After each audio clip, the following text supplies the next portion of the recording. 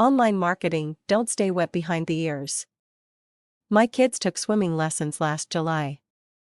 Actually, they are called water competence lessons, made to get non-swimmers confident with being in the water.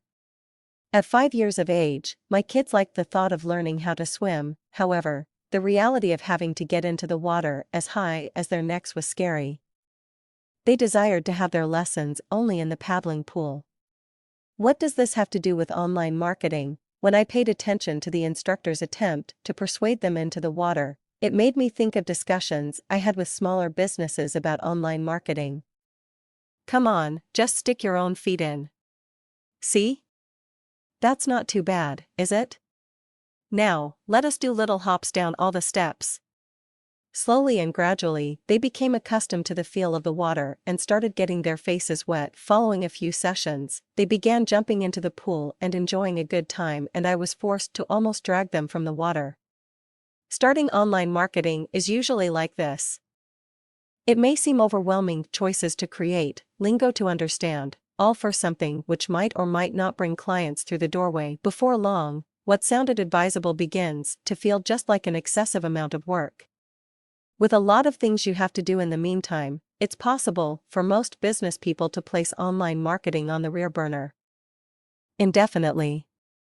But the same as understanding how to swim, obtaining an online presence for a brick-and-mortar business, or every other kind of business, is better done one baby step at a time. There is no reason to rush out and obtain an internet site. You will find already so many deserted websites, sitting like abandoned vehicles on the information highway. Getting dusty. The planet definitely does not need yet another boring website whose only purpose would be to sell something. One thing every business proprietor must realize is that most people don't use the internet to search for something to purchase. What web surfers crave, probably the most, is information. In the event that you offer free and good information, you will draw a crowd. But if all you can offer is an order link and a payment form, do not expect a great deal of visitors. Consider ways to make use of technology to get to know your visitors and prospects. Because, just like in actual life, it's about relationships online.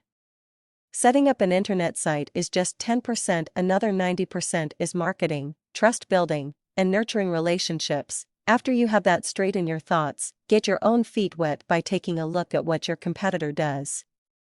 Discover where your prospects may search for the info they require.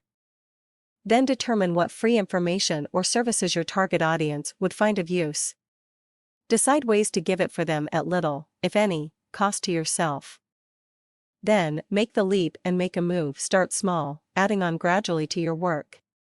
Remember the formula: attract people to your site, provide them with free stuff, build trust and credibility through repeated engagement, then sell something to them. It's worked for internet sites for a long time, and it'll work equally well for brick-and-mortar businesses.